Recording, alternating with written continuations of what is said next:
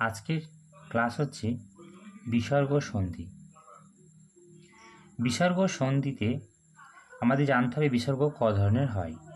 তো বিসর্গ হয় দুই ধরনের, একটা হয় রজাত, একটা হয় স্বজাত। আর একটা কথা জানতে হবে যে বিসর্গ সন্ধি কিন্তু তার পূর্বে কি থাকে না, সবসময় স্বরবর্ণ থাকে, ব্যঞ্জন বর্ণ নয়, অর্থাৎ ব্যঞ্জন বর্ণ থাকে না। বিসর্গ যেমন ধরা যাক বিসর্গ হচ্ছে এখানে, তার আগে কিন্তু অ আছে, এটা কিন্তু স্বরবর্ণ, ঠিক আছে। এখানে যেমন বিসর্গের আগে দ আছে, কিন্তু দ নয়, দয়ে কিন্তু অ আছে, অর্থাৎ আমাদের কিন্তু ব্যঞ্জন বর্ণ হচ্ছে না, স্বরবর্ণ থাকছে, এটা কিন্তু মাথায় রাখতে হবে। মানে বিসর্গের আগে সবসময় স্বরবর্ণ থাকবে। আচ্ছা, আজকে এবার আমি শুধুমাত্র দেখাচ্ছি অবিসর্গ, অবিসর্গ, অবিসর্গ আর অবিসর্গ, চারটি আমাদের অবিসর্গ থাকে সংস্কৃত ব্যাকরণের সন্ধিতে, বিসর্গ সন্ধিতে আর কি। তো এখানে দেখো কি হচ্ছে, অবিসর্গের পর যদি অ থাকে তাহলে এই অবিসর্গটা ও হয়ে যায়, আর এই অটা লুপ্ত হ বা লুপ্ত অ হয়ে যায়। এখানে দেখো বিতে কি বলছি, অবিসর্গের পর যদি 11টা স্বরবর্ণ, মানে অটাকে বাদ দিয়ে বাকি যে 11টা স্বরবর্ণ থাকে, সেক্ষেত্রে অবিসর্গটা লুপ্ত হয়ে যায়, মানে লোপ পায়।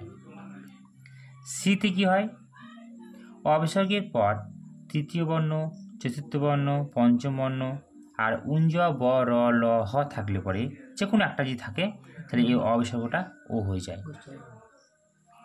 অবিসর্গের পর যদি স্বরবর্ণ, তৃতীয় চতুর্থ পঞ্চম বর্ণ বা অন্তস্থ বর্ণ থাকে, এগুলো বলা হয় অন্তস্থ বর্ণ, তাহলে সেক্ষেত্রে কী হয় না, এই অবিসর্গটা বিসর্গটাকে র হয়ে যায়।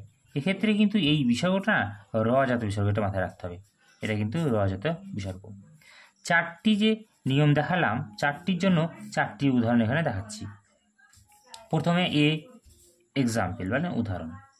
ওখানে কি আছে দেখো, ওখানে দেখো বেদ অধীত, তো কি হয়েছে, এখানে অ বিসর্গ রয়েছে আর পরবর্তীতে অ আছে, অর্থাৎ এই নিয়মটা। তো সেক্ষেত্রে কী হবে, অবিসর্গটা ও হয়ে গেছে আর এই অটা লুপ্ত অ হয়ে গেছে, মানে বেদহ ধীত হয়ে গেছে। বিতে কি আছে না, বিতে আছে মাতো, মানে বিসর্গের আগে কি তয়ে অ আছে, তাহলে অজাত বিসর্গ, মানে এই অজাত বিসর্গটা হয়ে যাচ্ছে।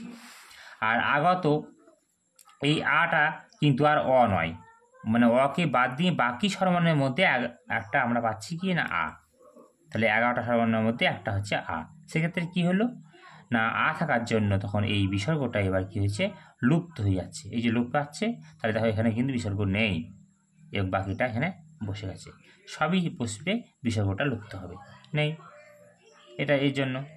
এবার শীতে কি হচ্ছে, অবিসর্গের পর দেখো অযত এখানে অ আছে, অটা দেখা যাচ্ছে না, অ এর আকার নেই বলে, তো অর পরে যে বিসর্গ রয়েছে, আর তারপরে বর্গীজটা কোথায় আছে দেখবে, এখানে আছে। 3 নম্বর বর্ণ বলা হয় বর্গীজকে, কেন, চ ছ বর্গীজ, চ বর্গের 3 নম্বর বর্ণ হচ্ছে বর্গীজ, অর্থাৎ 3 বর্ণ।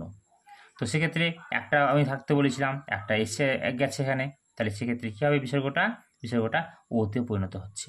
দেখো বিসর্গটা এই 3 থাকলে কি হচ্ছে, এই অবিসর্গটা ও হয়ে যাচ্ছে, তার জন্য এই অবিসর্গটা এখানে একার আর আকার মিলে ও হয়ে গেছে, বাকি যা ছিল সদ্যতেও এবং জাততেও বসে গেছে।